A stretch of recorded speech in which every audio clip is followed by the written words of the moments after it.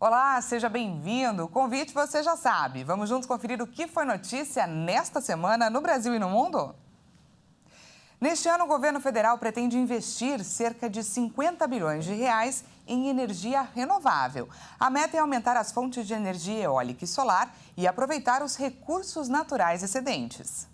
O Brasil vai investir para aumentar o percentual de geração de energia renovável do país. A maior parte desse investimento deve acontecer no Nordeste, com o objetivo de aproveitar o potencial de geração de energia eólica e solar presente na região.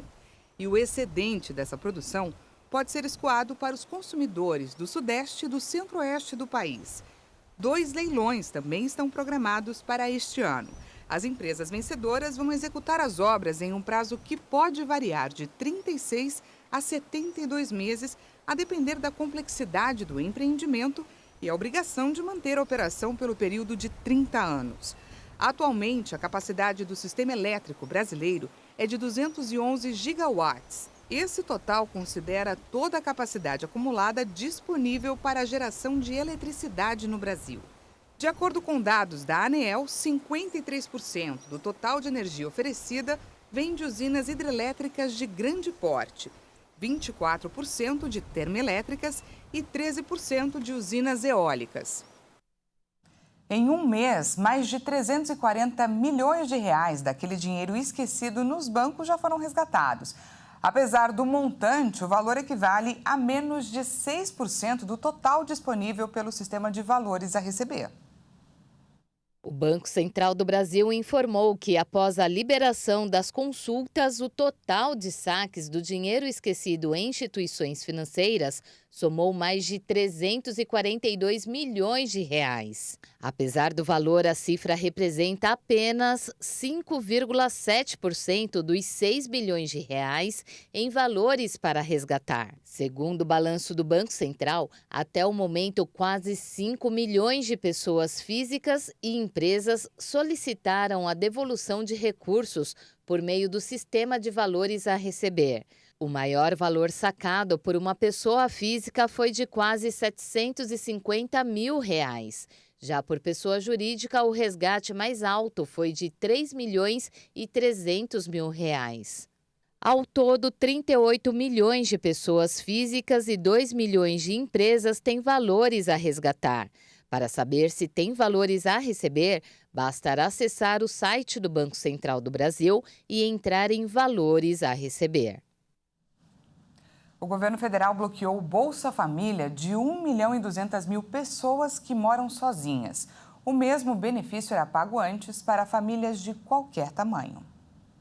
O Ministério do Desenvolvimento Social informou que esse grupo vai ter 60 dias para recadastrar as informações e tentar demonstrar que preenche os requisitos para acessar o benefício. O beneficiário vai receber o aviso do bloqueio pelo aplicativo do Cadastro Único e por SMS. O bloqueio foi determinado porque o governo identificou uma explosão de cadastros de famílias unipessoais em 2022. O repasse do Auxílio Brasil era feito independente do número de pessoas na família. E, com isso, houve a suspeita de que boa parte desses novos cartões seja fruto de informações falsas. A suspeita é que o benefício foi multiplicado ao dizerem que cada morador da casa era uma família unipessoal. Quem não atualizar as informações ou comprovar que mora sozinho pode ter o Bolsa Família suspenso de forma definitiva. Mas, se o beneficiário comprovar que compõe uma família de uma pessoa e que tem direito ao benefício, essas parcelas bloqueadas vão ser depositadas de forma retroativa. Nessa semana, o Ministério da Justiça liberou 150 milhões de reais para ampliar as rondas e melhorar a segurança nas escolas. Os recursos também vão atender ações a serem implantadas contra os ataques violentos em instituições de ensino. O governo anunciou a liberação de recursos depois do ataque a uma creche de Blumenau, em Santa Catarina, no dia 5 de abril. Segundo o Ministério da Justiça, o objetivo da medida é fortalecer os órgãos de segurança pública para atuar nas escolas, com ações preventivas e patrulhamento, além do monitoramento e investigação de possíveis crimes, incluindo na internet. Pelo edital, o governo vai receber projetos de secretarias de segurança pública de estados e municípios, e os recursos vão ser repassados para as propostas de ações de enfrentamento à violência que forem aprovadas. Os órgãos públicos podem enviar propostas para o governo, como a criação ou fortalecimento de patrulhas e rondas escolares, capacitação na prevenção em segurança, ações de prevenção e monitoramento de ameaças e enfrentamento aos crimes cibernéticos, além de ações educativas e culturais com foco em prevenção às violências no ambiente escolar. O resultado dos projetos contemplados devem ser divulgados até o fim de maio. Municípios que tiverem propostas aprovadas pelo Ministério da Justiça vão receber entre 100 mil e R$1 milhão. Os estados e o Distrito Federal devem receber de 500 mil a 3 milhões de reais. Os recursos para bancar os projetos virão do Fundo Nacional de Segurança Pública. Nos destaques internacionais, após assinar um apelo reivindicando uma pausa nas pesquisas de inteligência artificial, o bilionário Elon Musk, dono do Twitter, avançou em um projeto que tem a intenção de criar um concorrente do ChatGPT. De acordo com a imprensa dos Estados Unidos, Musk já comprou milhares de processadores potentes e caros e contratou especialistas em engenharia de inteligência artificial.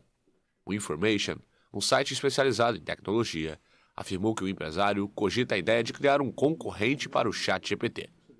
O projeto de inteligência artificial de Musk para o Twitter envolve o treinamento de um modelo de linguagem para criar conteúdo escrito. A notícia foi divulgada 2 semanas após Musk assinar uma carta com vários especialistas para pedir uma pausa no desenvolvimento de inteligência artificial. A carta aberta foi publicada no site do Instituto Future of Life, fundado por Musk. Os signatários, que incluíam acadêmicos e grandes nomes da tecnologia, como o cofundador da Apple, Steve Wozniak, argumentaram que a pausa deveria ser utilizada para reforçar a regulamentação e garantir a segurança dos sistemas. Grandes grupos de tecnologia como Google, Meta e Microsoft passaram anos trabalhando em sistemas de inteligência artificial, mas no fim do ano passado, a empresa OpenAI, com sede em São Francisco, provocou grande interesse na tecnologia ao lançar o ChatGPT, um chatbot que gera textos em linguagem natural a partir de instruções simples. E ainda falando sobre inteligência artificial, um novo estudo apontou que o cérebro humano se esforça mais enfrentando robôs do que outros humanos. O objetivo da pesquisa foi entender qual a relação e as diferenças de pessoas realizando a mesma atividade contra outras pessoas e também contra a inteligência artificial. Pesquisadores da Universidade da Flórida, nos Estados Unidos, analisaram a interação de humanos e robôs em um ambiente mais específico, na prática esportiva. Os resultados publicados na revista eNeuro chamaram a atenção. Os humanos trabalham muito mais o cérebro quando jogam contra robôs do que contra outros seres humanos. Durante uma partida de tênis de mesa, os pesquisadores monitoraram o cérebro de pessoas tanto contra os robôs como contra os humanos. Por meio de eletrodos acoplados em bonés, descobriram que quando uma pessoa joga contra um humano, os cérebros funcionam de forma uníssona, ou seja, como se todos estivessem falando a mesma língua. Mas quando feito contra uma máquina de sacar bolas, os neurônios em seus cérebros não estavam alinhados do mesmo modo, provocando um fenômeno chamado como desincronização. Como exemplo, foi citada uma situação. No estádio de futebol, se 100 mil pessoas torcerem juntas, significa uma sincronização no cérebro, que é um sinal de que ele está relaxado. Mas se as mesmas 100 mil pessoas estiverem conversando com seus amigos, elas estão ocupadas, mas não estão sincronizadas. Ou seja, essa desincronização é uma indicação de que o cérebro está fazendo muitos cálculos em vez de ficar parado e ocioso. Segundo o estudo, o cérebro humano trabalha mais quando joga contra robôs, porque as máquinas não fornecem pistas sobre seus próximos passos. A longo prazo, o objetivo é tentar entender como o cérebro reage a essas diferenças. O estudo ainda apontou que, à medida que os robôs se tornam mais comuns e sofisticados, entender como o cérebro humano responde aos movimentos de um oponente pode permitir que os engenheiros projetem robôs para serem mais naturalistas.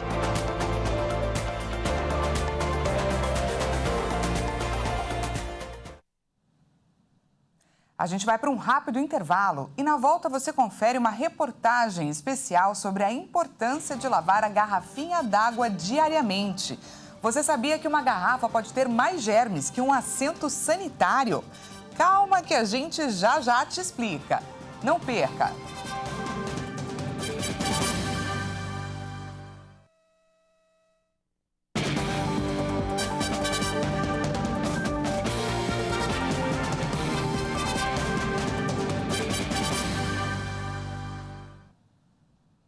Seja bem-vindo mais uma vez, nós estamos de volta com mais notícias para você. O Fundo Monetário Internacional estima que a dívida bruta do Brasil aumente de 85,9% do Produto Interno Bruto de 2022 para 88,4% do PIB em 2023, projetando novas altas nos 5 anos seguintes até atingir 96,2% do PIB em 2028. Os números são bem superiores às projeções para a média dos emergentes, que deve ficar em 68,8% do PIB em 2023. O endividamento bruto brasileiro é o terceiro maior de 35 países desse grupo, para os quais há previsões disponíveis para este ano atrás apenas dos 98,3% do PIB da Ucrânia e dos 92,9% do PIB do Egito, segundo os dados do relatório do Monitor Fiscal do governo federal. No Monitor Fiscal, o FMI ressalta ainda que o resultado primário, receitas menos despesas, exceto gastos com juros, vai piorar em 2023, dada a extensão de programas sociais e reduções de impostos promovidas em 2022. E vamos olhar agora para fora do Brasil. Parlamentares chilenos aprovaram uma lei que reduz a jornada de trabalho de 45 para 40 horas semanais. A nova normativa será implementada gradualmente nos próximos 5 anos. O Chile se torna, depois de Equador e Venezuela, o terceiro país da América Latina com uma carga de trabalho de 40 horas semanais. Na Argentina, Bolívia, Colômbia, Costa Rica e México, por exemplo, são 48 horas semanais. A carga horária no Brasil é de 44 horas semanais. O projeto, que já havia sido votado no Senado, foi aprovado na Câmara dos Deputados por 127 votos a favor, 14 contra e 3 abstenções. A nova lei, que deverá ser promulgada pelo presidente Gabriel Boric, será implementada de maneira gradual. No prazo de 1 ano, a jornada será de 44 horas. Diminuirá para 42 no terceiro ano de aplicação e para 40 horas após 5 anos. Você se considera uma pessoa estressada? Olha só, mais um estudo mostrou que viver estressado é muito pior para o nosso cérebro do que se imagina. Durante mais de 10 anos, foi feito um estudo com quase 25 mil pessoas nos Estados Unidos. E a conclusão foi a seguinte: aquelas que têm mais de 45 anos, que vivem estressadas, têm uma capacidade 37% maior para desenvolver problemas cognitivos. Significa que o cérebro terá maior dificuldade para entender as coisas, guardar e até piora o raciocínio. Em casos mais graves, as falhas de cognição acarretam em problemas de fala, audição e até da visão. Por isso, de acordo com um levantamento publicado na revista JAMA Network Open de Nova York, o melhor é tentar evitar o estresse. Em alguns casos, quem está sob pressão tem maior capacidade para tomar decisões, mas isso não é muito comum. O estresse crônico, além dos problemas relatados, pode causar dores de cabeça, doenças cardíacas, pressão alta, dificuldade para dormir e muito mais. Sem contar que tudo isso junto pode ser a receita para um problema muito comum hoje em dia, a depressão. Por isso, segundo a Associação Americana de Psicologia, quem estiver estressado deve procurar uma solução para o problema o mais rápido possível. Com o tempo seco, a recomendação dos médicos é hidratação o dia todo e, para isso, andar junto com uma garrafa de água. O problema é que poucos se lembram de lavar a garrafinha diariamente, o que é uma grande questão, já que esses recipientes podem acumular milhares de bactérias prejudiciais à saúde. Vamos conferir juntos na reportagem especial da Maria Clara Leite.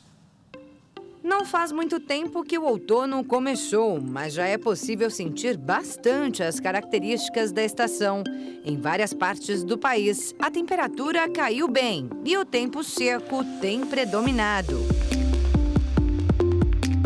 Nesse clima, a garganta seca, as doenças aumentam e a hidratação se faz ainda mais necessária. Eu estou com 3 litros porque eu tive um princípio de pneumonia semana passada.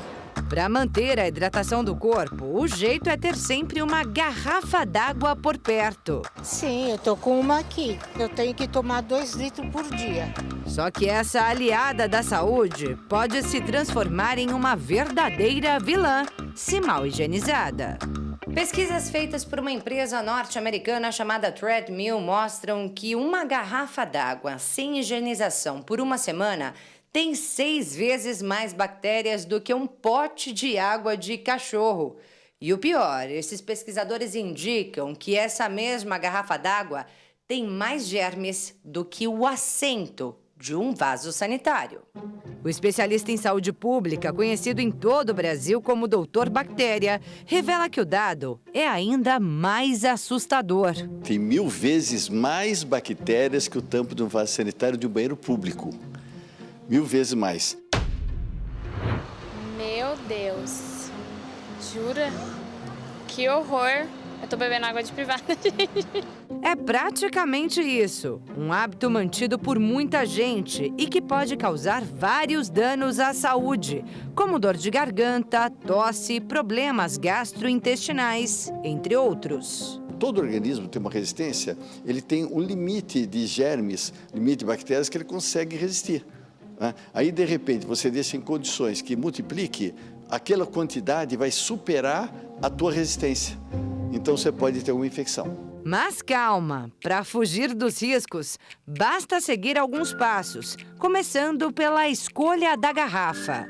Qual delas é a mais higiênica? Olha, a mais higiênica é esse tipo aqui, que você tem menos contato, né? Ela abre, que dá para você lavar tudo.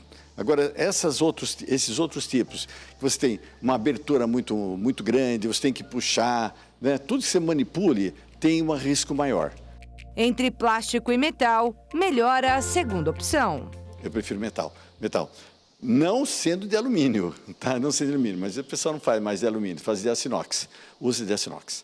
É muito mais fácil de limpar, muito mais resistente, né? Muito mais fácil de higienização. Então, de aço inox, sem dúvida nenhuma. Mas muita gente ainda prefere os recipientes de plástico, que não tem problema algum, contanto que sejam adequadamente higienizados. E tem mais um detalhe. Você não pode comprar garrafinhas que têm uma substância chamada bisfenol A, né? Primeiro, o que é o bisfenol A? É uma substância que ele pode dar endometriose, pode dar câncer, né? Pode engordar, que altera toda a parte hormonal da pessoa, né? Então, não é indicativo que tenha.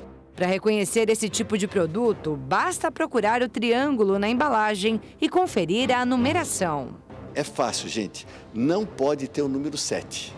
Tá? Não pode ter o número 7. Porque o número 7 pode ser, como é um conjunto de plásticos, pode ser que alguns deles tenham bisfenol A. Outro alerta do especialista é sobre um erro cometido por muitos: a reutilização de garrafas descartáveis. Usa essa garrafinha por quanto tempo? Durante uns meses eu fico com ela ainda. Fica com essa garrafa? Fico, mas lavo bem. Pode lavar como for. Segundo o doutor, de nada adianta. Descartável não pode ser utilizado.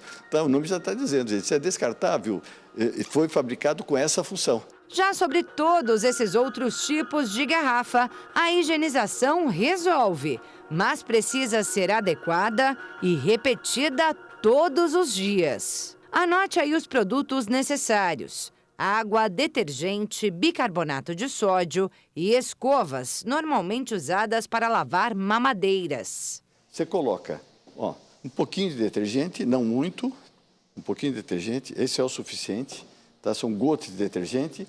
Aí você vai utilizar, um pouquinho de água, aqui, um pouquinho de água, também não muito, tá? Aí você pega uma escova, repara que eu estou usando bem aqui, essa parte da superfície. Só dar uma enxaguada aqui, Uma vez por mês, o que você faz? Você coloca água aqui à noite e vai colocar uma colherzinha de bicarbonato de sódio.